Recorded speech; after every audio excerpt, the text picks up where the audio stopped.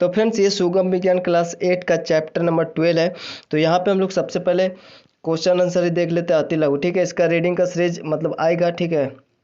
तो अभी सबसे पहले हम लोग अति लघु क्वेश्चन देख लेते हैं। तो देखिए आपका सबसे पहला नंबर क्वेश्चन है कि घर्षण की परिभाषा देना है, ठीक है। घर्षण का मतलब जब दो वस्तु आपस में, ठीक है, और मतलब कि आपस में मतलब सटे हुए होते हैं और वो अगर कोई एक वस्तु गति करेगा तो वहाँ पे जो बल रहेगा, ठीक है, उसको घर्षण बल कहेंगे।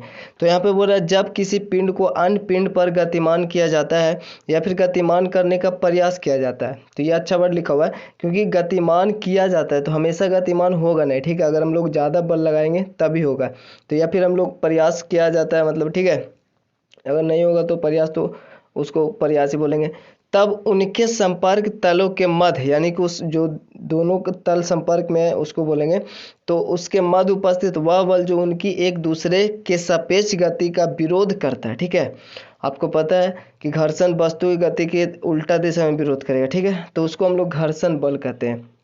और बाकी सब क्वेश्चन संकेत में दिया हुआ तो इसको हम लोग समझ लेते हैं। मान लीजिए आपने डेस्क को थोड़ा झुकाते हैं, ठीक है, उस पर रखी कोई पुस्तक नीचे की ओर सरकना आरंभ कर देती है। इस पर लगे घर्षण बल की दिशा क्या होगा? तो इसके विपरीत होगा, ठीक है।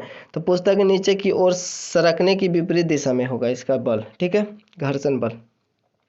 जैसे ये टेबल है तो अगर हम लोग इस प्रकार से रख दिए और यहाँ पे एक बुक है तो ये इस प्रकार से ससरेगा तो घर्षण बल इस प्रकार से होगा इधर। और तीसरा नंबर क्वेश्चन है घर्षण बल किन दो कारकों पर निर्भर करता है? तो देखिए सबसे पहले वो वस्तु की प्रकृति पर यानी जो पृष्ठ है उसकी प्रकृति पर और तथा पृष्ठों के एक दूसरे से जुड़े रहने की प्रबलता पर, वो कितना मजबूती से जुड़ा हुआ है, ठीक है, उस पर निर्भर करता है घर्षण बल। प्रकृति अगर वो ज़्यादा चिकना होगा तो आसानी से वहाँ पे वो ससर सकता है, ठीक है, उसमें बल भी कम लगाना पड़ेगा, वहाँ पे घर्षण बल कम होगा। तो जब दो बस संपर्क में होती है तो उनके बीच अपेक्षिक गति होने से पूर्व कार्य करने वाले घर्षण बल को क्या कहते हैं? जब वो अपेक्षिक गति होने से पहले, ठीक है, उसको क्या बोलेंगे? तो उसको, चूंकि देखिए जब इस पर घर्षण बल लगाएंगे, ये वस्तु रखा हुआ है, इसको हम जब धक्का देंगे इससे पहले धक्का देंगे उससे पहले इस पर जो बल लगा हुआ उसको बोलेंगे अस्थैतिक बल, क्योंकि वस्तु स्थिर है, ठीक है। तो इसको बोलेंगे अस्थैतिक घर्षण, ठीक है।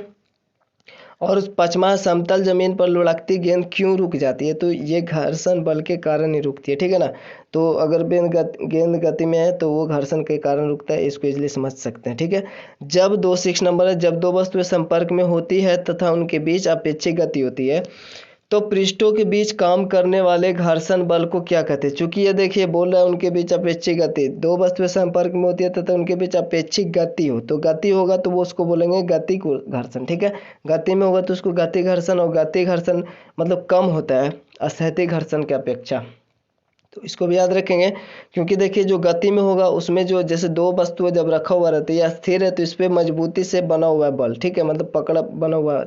लेकिन जब ये रनिंग में होगा तो इसके बीच में जो बंधन होगा वो नहीं होगा, ठीक है, जो अभी है स्थिर में। तो गति ऊर्जा हो गया। और ये हमारा है किसी वस्तु में गति आरंभ करने की अपेक्षा पहले से ही गतिमान वस्तु की गति बनाए रखना सरल होता है